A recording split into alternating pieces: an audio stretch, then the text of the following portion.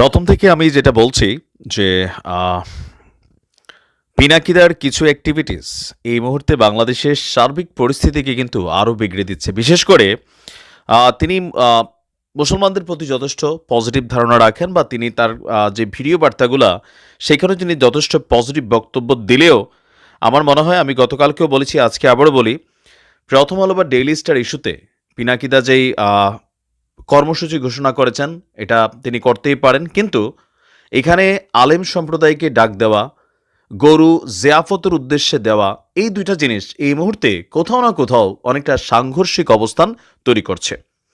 এর পাশাপাশি ওনারা এই যে পরিস্থিতি তৈরি করছেন, সরকারে যারা আছেন তাদেরকে কি পরিমাণ ঝামেলায় ফেলছে, তাই না?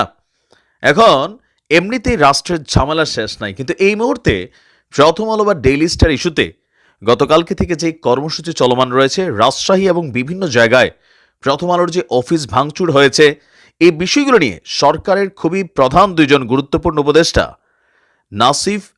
আসিফ এবং নাহিদ কঠোর হুঁশিয়ারি বার্তা দিয়েছে। প্রথম আলোর ইস্যুতে কিন্তু খুবই শক্তভাবে বিষয়টাকে ডিল করা হবে। গতকালকে সেখানে লাঠিচার্জ করা হয়েছে, কিন্তু আজকে আরও কড়া অবস্থান নিচ্ছে সেনাবাহিনী, বিজিবি, আমাদের পুলিশ থেকে শুরু করে, কারণ সরকার হার্ড লাইনে যাবে। এখন যদি মামলার কথাই বলা হচ্ছে যে অ্যাকশনে যাবে, তাহলে তো প্রথম অ্যাকশন পিনাকির বিরুদ্ধে হবে, সাংবাদিক ইলিয়াসের বিরুদ্ধে হবে, তাই না? কারণ কি তাদের নির্দেশেই বা হুকুমেই কিন্তু এই মুহূর্তে ঘটছে। তবে প্রথম আলো বা ডেইলি স্টারের সামনে এই যে কর্মসূচি, সেগুলো ঘিরে সরকার খুবই ঝামেলা পোহাচ্ছে বহির্বিশ্বেও বা বিভিন্ন ইস্যুতে।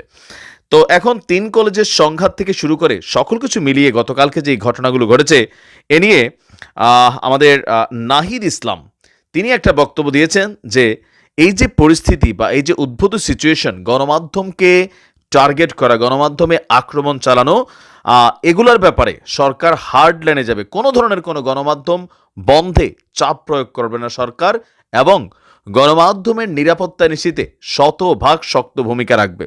পাশাপাশি যারা এই অভিযানগুলো চালিয়েছেন আপনাদেরকে গ্রেপ্তার করার ঘোষণা দিয়েছে সরকার।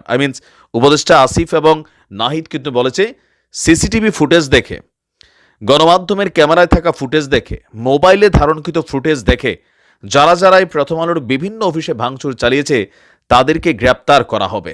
তো তাদেরকে জামিন নিশ্চয় পিনাকিদা করাই ফেলবেন, সেটা সমস্যা না। কিন্তু আমি যেই কারণে এই কথাটা বলছি, দুইটা ঝামেলা তো হচ্ছে। এক তো ধরেন গত 72 ঘন্টা ছাত্রদের যে কলেজের ইস্যুগুলা সারা বাংলাদেশ তোলপাড় ছিল, তো এরই মাঝখানে আবার প্রথম আলোর ইস্যুটা, সেখানে আমরা দেখছি যে প্রথম আলোর যতগুলো অফিস ভাঙ্গা হচ্ছে, নারায়ে তাকবীর, আল্লাহু আকবার, ওয়াই? এখানে পিনাকিদার একটা ভূমিকা আছে। তিনি বারবার বলছিলেন মানে আলেম সম্প্রদায় এমনকি মাদ্রাসা শিক্ষার্থীদের কথা। তো আমার মনে হয় যে তিনি এই ডাকটা সার্বজনীনভাবে দেন। আর আপনারা যারা এইসব ঘটনা করেন, প্রতিবাদ করেন, সমাবেশ করেন, কিন্তু মানে টুপি পাঞ্জাবি পরে সেইখানে গিয়ে স্লোগান নেয় নারায়ে তাকবীর, আল্লাহু আকবার দেওয়ার মতন এখনও দরকার নাই। এগুলাতে বাংলাদেশের ইস্যুটা আপনারা নিজেদের জন্য কিন্তু নিজেরা কঠিন করে ফেলবেন। কারণ আমরা এখন যেই ভৌগোলিক অবস্থানে বসবাস করছি, এই বিষয়গুলো কিন্তু খুবই নেগেটিভ একটা অবস্থান তৈরি হবে। ইউনূস সরকারের উপরই চাপ প্রয়োগ হচ্ছে, যার কারণে পিনাকিদার এই কর্মসূচি, গরু জিয়াফত কর্মসূচিটা ওনার, তিনি প্রথম আলো এবং ডেইলি স্টারের বিরুদ্ধে তার যে অভিযান চলছে, বা সাংবাদিক ইলিয়াস তারও যে অভিযান চলছে, সেই অভিযানের পার্ট হচ্ছে এটা। কিন্তু গতকালকেও গ্রেপ্তার হয়েছে, আজকে আরও হার্ডলাইনে পুলিশ যাওয়ার সিদ্ধান্ত নিয়েছে। ওদিকে আমাদের যারা প্রটেস্টর আছেন তারা আরও ভূমিকা রাখবেন বলে ঘোষণা দিচ্ছেন।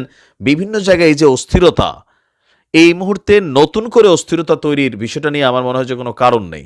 আর এটা নিয়ে আপনারা জানেন যে অলরেডি অনেকেই কিন্তু বিষয়গুলো নিয়ে সমালোচনা করছেন যে গরু জিয়াফত কর্মসূচি প্লাস মাদ্রাসা শিক্ষার্থীদেরকে আহ্বান করে নারায়ে তাকবীর স্লোগান ব্যবহার করানো, এটা আসলে কতটুকু যৌক্তিক বা মানে সম্মত।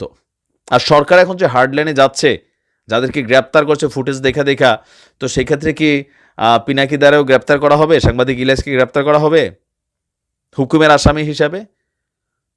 এটা করতে পারবে না। কিন্তু আমি দেখেন বলি যে বাংলাদেশকে ভারতের করাতলে নেওয়ার জন্য আমাদের গণমাধ্যমের ভূমিকা সবসময় ছিল, এখনও আছে, ভবিষ্যতেও থাকবে। এগুলো নতুন না। কিন্তু রাইট নাও যে দেশে কোনো আন্দোলন নেই, সব কিছু শান্ত, দেন হয়তো একটা কর্মসূচি, এটাতে খুব বেশি বড় কিছু ঝামেলা হইতো না। কিন্তু এখন দেখেন চারদিক থেকে, এদিকে চিন্ময়কে গ্রেপ্তার নিয়ে ঘটনা, ওদিক দিয়ে প্রথম আলোর ঘটনা, ওদিক দিয়ে ভাই এক এক ঘটনা, মানে মানুষ তো বিরক্ত লেভেলে। তো পিনাকিদার উদ্দেশ্যে বলবো যে আপনি একটু আরও কয়েকটা দিন যাক, প্রয়োজনে আপনার যারা অনুসারী ফ্যান ফলোয়ার আছে গরু খাসি সবই খাওয়াইয়েন, তবে ডাকটা দিয়েন অন্যভাবে, মাদ্রাসা শিক্ষার্থীদেরকে না। আপনি যথেষ্ট পজিটিভ সবার প্রতি, সেটা আমরা জানি। আপনি কথায় কথায় আলহামদুলিল্লাহ বা মাশাআল্লাহ অনেক কথাই বলেন, খোদাতে হয়তো অনেক বিশ্বাসও করেন, সব কিছু মিলিয়ে। বাট আপনার এই অনুসারীদেরকে এই মুহূর্তে যদি না থামান তাহলে সরকার হার্ড লাইনে যাবে। আর মামলা টামলা হয়তো আপনাদের বিরুদ্ধে আবার কোনো মামলা হয় কিনা জানি না, এমনি তো মামলার অভাব নাই, যদিও এগুলো কোনো ভ্যালু পাবে না, বাট তারপরেও সাধারণ মানুষ তো এখানে ঝামেলায় পড়ছে। দেখা যায় পরিস্থিতি কোন দিকে যায়।